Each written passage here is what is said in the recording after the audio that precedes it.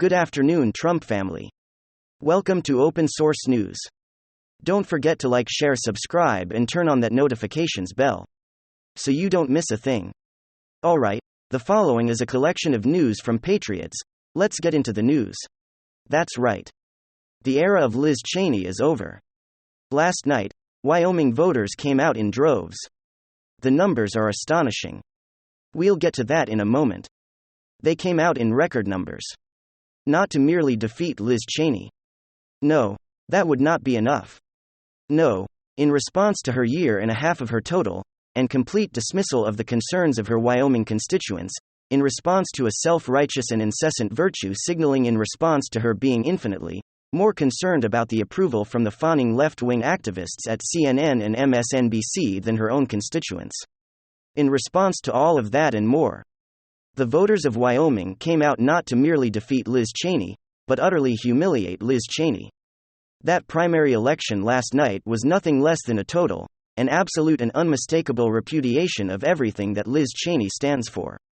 And as a result, I believe what happened last night will change the Republican Party forever. Let's look at the vote tally. Harriet Hagman, the Trump-endorsed primary challenger to Liz Cheney, won the Republican primary with nearly 70% of the vote, 66% to Cheney's 28%. Now that, my friends, is not simply a beating, that was not simply a defeat, that was a stomping. Cheney was crushed, she was pulverized, she was utterly eviscerated. This defeat was nothing short of an absolute and total humiliation for the single most odious, tone-deaf, self-righteous virtue signaling Republican in the nation. The Republican base was clearly energized and determined 2 years ago. Back in 2020, the amount of Republicans who came out to vote in the Wyoming primary was just over 100,000, 106,000. Last night, that number hit nearly 120,000 with only 70% of the vote counted. The ultra-mega base is fired up, and they cannot wait for the midterms. Number 45. Himself, of course, celebrated Chinese defeat. Quote, "Congratulations to Harriet Hagman and her great and very decisive win in Wyoming. There's a wonderful result for America and a complete rebuke of the unselect committee of political hacks and thugs. Liz Cheney should be ashamed of herself, the way she acted, her spiteful, sanctimonious words and actions towards others. Now she can finally disappear into the depths of political oblivion, where I am sure she will be much happier than she is right now. Thank you, Wyoming." Don Jr. followed up with a great tweet by Liz Cheney. On the bright side, at least you won't have to pretend to be from Wyoming anymore. Which, of course, is true, right, given that Cheney basically grew up in the swamp of D.C. in the shadow of her father. She's a quintessential swamp creature whose days in Congress have officially come to an end. And of course, she's not alone. With Cheney's defeat, the count is official: 8 out of the 10 House Republicans who voted to impeach President Trump are gone. They will not be returning to Congress. In fact, Cheney is the 4th pro-impeachment House Republican to get primaried out. The other 6, like crying Adam Kinzinger, were too cowardly to face re-election, decided to retire, all of which underscores unequivocally the power and the influence that number 45 has on the new Republican Party, the grand old Patriot Party. Now, of course, not everyone is happy about this. For example, the utterly sad and pathetic rabid ideologue Joe Walsh tweeted out, "Liz Cheney's gonna lose tomorrow, by Allah, but she will lose with her honor and integrity intact. She loses an American hero who defended her country and her Constitution. She loses a woman of immense courage standing alone in a party of cowards. Thank you, Luz." That's gonna be one of the SARS political eulogies I've ever read. It's so obviously forced. I mean, this whole notion claiming that a neocon warmongering, globalist liberal, overseeing a kangaroo court that would make banana republics wince is somehow the paragon of constitutional virtue that tells us more about the ideological fanatics like Joe Walsh, and what they actually think of the Constitution. Right, and explain to me how, Joe, adjusting your politics to the praises and accolades of a fawning legacy media is courage. And then explain to me how MAGA forces standing true to what we believe in the face of being constantly mocked, ridiculed, scorned and vilified by the entire lamestream media complex. Explain to me how that's cowardice, and then explain to me how getting rich, making millions of dollars for daily vomiting on Trump is honorable and dignified. Again, I think, Joe, that this tweet says a lot more about you than it does Liz Cheney. In fact, Victoria Marshall over at The Federalist wrote an excellent piece, detailing how Cheney's campaign received millions upon millions of dollars from liberal and neocon bigwigs. She actually tripled Harriet Hegman fundraising again by the millions. And yet, she got crushed by 30 points, and all rabid ideological nuts like Walsh can do is insult the voters of Wyoming who booted Cheney out. Maybe a little self-reflection is in order. What do you think? So what are the big takeaways from all this? Well, obviously, there are many. But I think there was a major one that will have ramifications lasting far beyond this primary. So the biggest takeaway, in my view, is how last night represented without question a monumental shift for the GOP. Again, we cannot overestimate, in my opinion, just how significant last night was, particularly in the shadow of what just happened in Arizona a few weeks back. Right. Wyoming was the mecca of Cheney Republicanism, in a manner comparable to the way Arizona was the heart of McCain-ism. I mean, these were the two at the centers, as it were, for Rhino neocon Republicanism, and ultra-megaforces crushed them both. We crushed McCain-ism in Arizona with Kari Lake and Blake Masters and Mark Fincham. And now we just crushed, and I mean, crushed Cheney-ism. Indeed, Charlie Kirk tweeted out the larger context of what happened last night. Trump has now defeated the Clinton, McCain, Bush and now Cheney dynasties, and we have all Trump MAGA forces have brought down all four of the most powerful neoliberal neocon globalist forces in the nation, if not the world. What happened last night was it represents nothing less than a monumental shift for the GOP, which has officially turned its back on the aristocratic cosmopolitan liberal republicanism of the permanent political class and has officially become a thoroughly anti-globalist, pro-nationalist, pro-populist working-class party.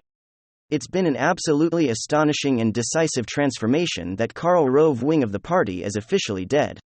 Representative Marjorie Taylor Greene tweeted out, quote, "A clear message is being sent about what the Republican Party needs to be.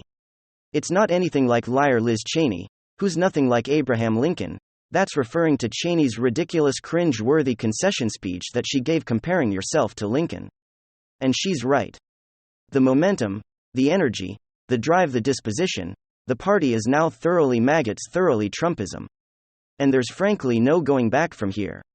If you have the time, I highly recommend a piece by Dave Reboyle. It's a very well-written piece. It serves in many respects like a kind of declaration of independence from Cheney Republicanism. It details in very precise and erudite terms precisely what makes Cheney Republicanism so odious to the rising nationalist, populist and traditionalist world. But bottom line, what Reboard pointed out is that what Wyoming Republicans could never ever forgive Cheney for doing ultimately, is how Cheney consistently aided and abetted the deep state's weaponization of the law against Cheney's own constituents. And that's the key in all this. This is ultimately why neocon Rhino Republicanism is now officially dead. While President Trump certainly had much to do with ousting Cheney, we cannot underestimate how much Cheney and the neocons like her actually bear the primary responsibility for their own demise. Over and over again, throughout this last year and a half, Cheney has openly sided with a permanent political class that has grown increasingly hostile, and indeed threatening to Cheney's own constituents, the very people she was elected to represent. Defend. This is what the oddball Jurassic Republicans who are lamenting Cheney's defeat cannot realize. Cheney deliberately chose to side with a permanent political class rather than her own constituents. And to make it even more horridly insulting, she got rich doing it. This to me is what makes his political eulogy so sickening. They dare declare that a congresswoman betraying her own constituents and getting dirt rich in the process is somehow the paragon of virtue, a true leader with a model and courage. It's glorious. Knowing that these clouds, these cosmopolitan, liberal Republicans, are all facing their own demise with her. They're writing their own political epitaphs with hers, the self-absorbed Ivy League liberals. They despise and disdain the new working-class populist Republican Party. They prefer their books to you. I know, I've hung out with them. I've heard their insulting and demeaning caricatures of the very people who have done more to maintain the eternal values of faith, family and freedom than they ever have or ever could. I stand proudly with the new Republican Party, the grand old Patriot Party. We are the future. We are the beginning of a new political era, and the Cheney and her pathetic Rhino neocon cohorts will not for a moment not ever be missed. As always, make sure you subscribe, Smash that bell and subscribe button and check out my latest video on the FBI warning of an all-out civil war. As America appears to be splitting apart, you're not going to want to miss it. And next news, I reported on the story about the rank voting choice in Alaska and how it's designed to benefit people like Lisa Murkowski, people that are in the establishment. This was story with broken by Project Veritas. And it's worked to basically muscle out any outsider desk trying to get in where the second place votes, if they end up not. If the candidate doesn't meet the 50% threshold, well, then the second place votes are tallied up and then given to those people, and so for example, Lisa Murkowski was not the first choice. And both of the candidates didn't reach to the 250%. While they will look at the second place votes, say for example, the grassroots candidate, people ranked him ranked that person number 1 then rank Susan Susan Murkowski. Number 2 release, Murkowski number 2, while she would get those votes added back to her total, thus pushing her ahead and in the race. And so what we have here is Alaska. At that crossroad, they have an opportunity to make sure they get rid of Lisa. However, with the ranked choice voting, it's going to be much more difficult. So we need to make sure we're educating and letting other people know how that system works, because it's not very clear. And many voters in that area don't know about how the system works. And that is by design to ensure that the establishment candidate will win. Well, last night, Alaska had their primary.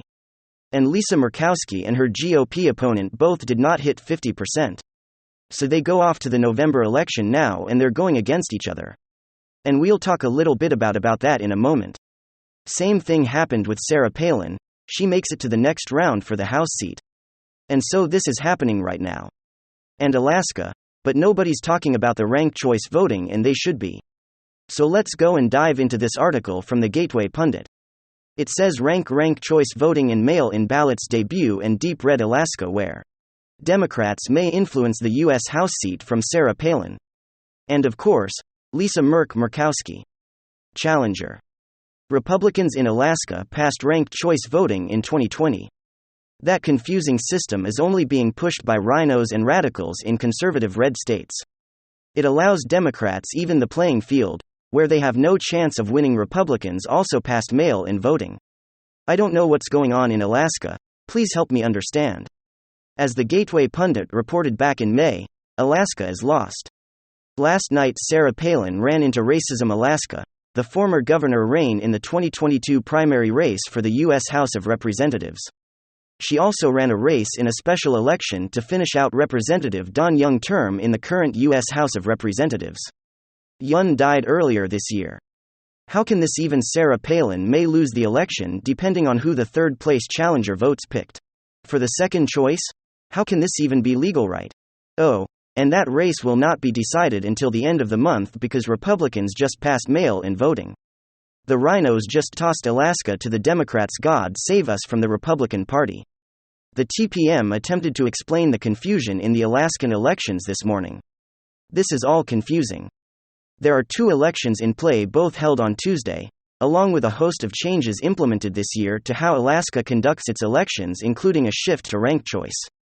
Here's what you need to know. Palin alongside Nicholas Beach, Republican, icon of a major Alaskan Democrat family and former state representative Mary Peltoro, and a Democrat who would be the first Alaska native in the state's congressional delegation, as competing to finish out Young's term in a special election. Independent Al Gross, who ran for the Senate in 2020.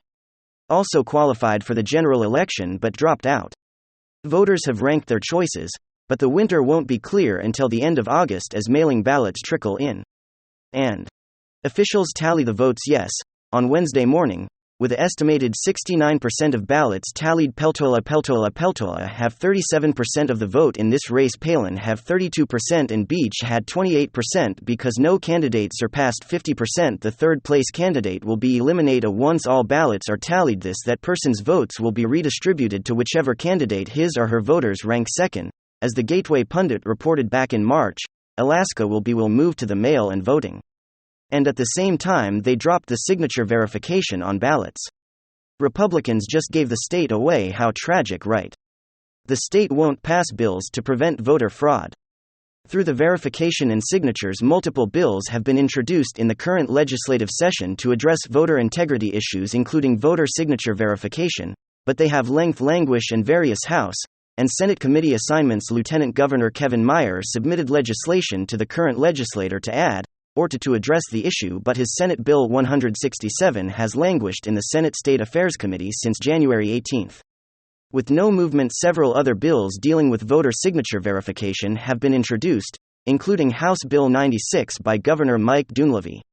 The bill has stalled in the House State Affairs Committee, but there's more. The Republican lawmakers managed to pass several new rules that ensure that the state will be lost forever. Allow me to account the most severe symptoms plaguing Alaska as elections. Number 1. Pre-Permanent Fund Dividend Automatic Registration. On November 8, 2016. The same night Donald Trump was elected, Alaska voters approved a ballot measure which automatically registered applicants for the PFD. The damage will be unveiled later in this article. Number 2. Ranked choice voting approved in 2020. The first election using it will be ran later in 2022. For the vacant U.S. House seat left behind by the CCE Don Young. Ranked choice voting allows a pathway for extreme candidates to so supplant candidates who are most likely to be elected with strong pluralities and practice practically entrenched incumbents in Democrat strongholds. Experimentation with mail-in voting. As with the ranked choice voting, mail-in voting will be the method for the U.S. House race coming later in 2022.